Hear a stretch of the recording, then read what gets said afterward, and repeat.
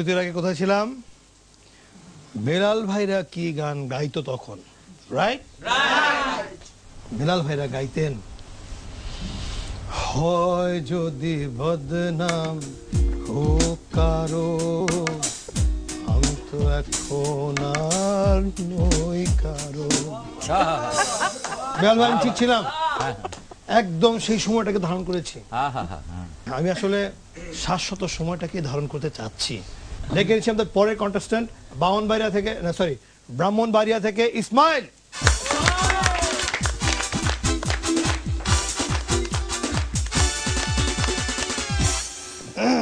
ভালো আছেন? জি ভালো। আসতে কষ্ট হয়নি তো? না কষ্ট হবে কেন? এখানে আচার খেতে নিয়েছিলেন তাই? আসার না তো ঢুকেই দিয়ে সবাই খালি আমার দিকে হাসতেছে, আমি আমার দিকে একটা হাসি দিলাম আর কি। কারণ আমাদের অনুষ্ঠানের নাম হাসো, রাইট? আমার নামও তো হাসি, ইসমাইলের তো হাসি না। ইসমাইল, হাসি দিলেন না তো প্লিজ। এক ডাক্তার হোটেলে খেতে বসছে, বেয়ারা এসে বললো, স্যার কি খাবেন? এই একজিমা আছে নাকি? না স্যার, ওইসব স্পেশাল অর্ডার এখন হবে না, আপনি বিকালে আসেন। আকাশ অনেকক্ষণ ধরে টিভির রুমে কি যেন খুঁজছে, খাটের তলে, সোফার তলায়, টেবিলের নিচে, দেয়ালের চিপায়, আলমারির ফাঁকে, বুক সেলফের ফাঁকে। এসব দেখে স্ত্রী গিয়ে এসে বললো, এই কি খুঁজছো তুমি? লুকানো ক্যামেরা মানে? সেটা আবার কি? আরে আর কইও না, এনটিভি কর্তৃপক্ষ আমাদের ঘরে গোপনে ক্যামেরা সেট করে রেখে গেছে। বলো কি? হ্যাঁ, আরে অনেকক্ষণ ধরে এনটিভিতে দেখতেছি, যখনই বিরতি দেয় তখনই ঘোষণা আসে, আপনি দেখছেন এনটিভি, আমাদের সাথেই থাকুন। ঘরে লুকানো ক্যামেরা না থাকলে এরা জানলো কেমনে যে আমরা এনটিভি দেখতেছি?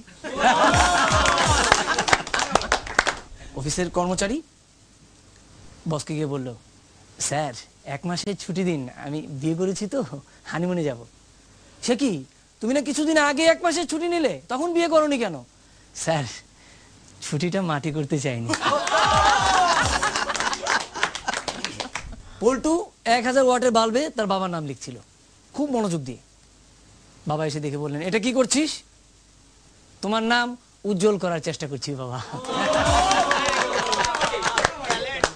স্যার ক্লাসে ঢুকে বললেন, এই দ্বীপ কাকে বলে কে বলতে পারবে রে?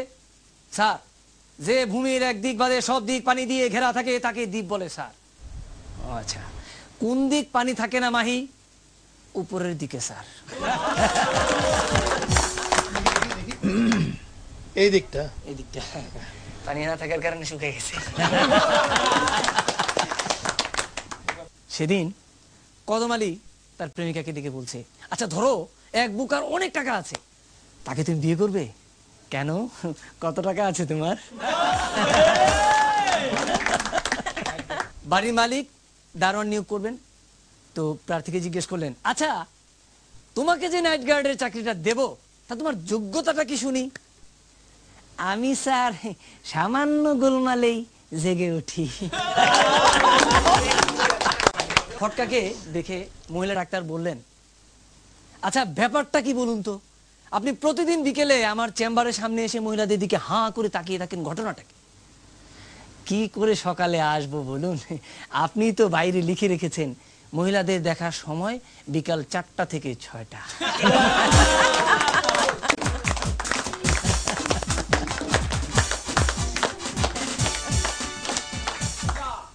আপনারা কি কেউ বিশ্বাস করেন শুধুমাত্র 4টা থেকে 6টা পর্যন্ত মহিলাদের দেখে এই অবস্থা হয়েছে? 4টা থেকে 6টাও লাগে না, 4টা থেকে 6:15টার মধ্যে কারবার হতে পারে।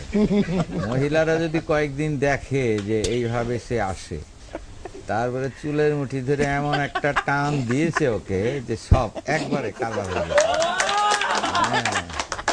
দেশেরই গার্লস স্কুলের সামনে আমাদের পরিচিত একটা ছেলে, সে খুব ফিটফাট হয়ে দাঁড়িয়ে থাকতো। মেয়েরা এক করে এত বিরক্ত হয়েছে, ক্লাস 9-এ মেয়েরা হঠাৎ করে বের হয়ে ঘম করে ওকে নিয়ে হেডমিস্ট্রেসের রুমে গিয়ে টেবিলের চাকার পায়ের সঙ্গে ওকে বেঁধে রেখে দিচ্ছে। হ্যাঁ, মেয়েরা যদি ক্ষিপ্ত হয় খুব সাবধান। হ্যাঁ, মেয়েরা কিন্তু অসম্ভব একতা বিশ্বাস করে। এই ক্ষেত্রে আমি একটু গিয়েছি, আমি দৌড়ে পালিয়ে যেতে পারবো, ঠিক আছে? না না না, আমি বলি আপনাকে, পালাতে এখন পারবে কেন, এখন তো ধরার কিছু নাই। তবে এই যে একতাবদ্ধের কথাটা বললেন, এটা দিয়ে আসলে এরকম ইফ টিজারদেরকে মানে ইফটিজার না, মানে যারা এগুলো নিয়ে ভাবে তাদের কল্পনাও করতে না পারে। না না, মেয়েদের তো এইভাবে এইভাবে আমাদের ঐক্যবদ্ধ দেশের ভাবে। মেয়েদের সাংঘাতিকভাবে শক্ত হওয়া উচিত, এবং ভবিষ্যতে আমি আশা করি যে পুরুষ বিশেষ করে তরুণদের মাথায় চুল কম থাকবে। ভবিষ্যৎ খুব খারাপ দেখি। আপা এখন কি বলবেন ওকে বলেন। ওকে বলছি যে তুমি বিয়ে করেছো? আচ্ছা, তো সাবধান, ওই বললেন না ওই সময় হানিমুনের ছুটির ব্যাপারটা, মাটি করতে চাই না, যাকে করবে সে যদি এখন টিভি দেখে মুশকিল আছে। আর এসব উল্টা পাল্টা বাজে চিন্তা করবেন না, আমরা কিন্তু সব ঐক্যবদ্ধ। এই ইফটিজারদের বিরুদ্ধে আমরা কিন্তু খুবই ব্যাপক অ্যাকশন নেব। চান্স পেয়ে পচাইলে নিয়ে ফেল ভাই। কিসের পছন্দ? আপনি এসে এখানে 4:30 থেকে 6টার মধ্যে মেয়ে দেখার জন্য হাগো দেখা থাকবেন, আর আমরা এটাকে লাই দিব? কি মনে করেন? নো প্রবলেম, যান। আচ্ছা, ব্রাহ্মণবাড়িয়ার লোকজন ব্রাহ্মণবাড়িয়াকে কি বলে? বাউন ভাইরা।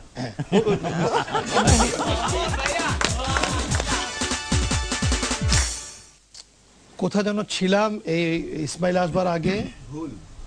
রাইট, রবার্ট ব্রুসের যে ফিলোসফি সেটা নিয়ে আমাদের বেলাল ভাই তাগড়া ঘোড়ার মতো এগিয়ে যাচ্ছিলেন।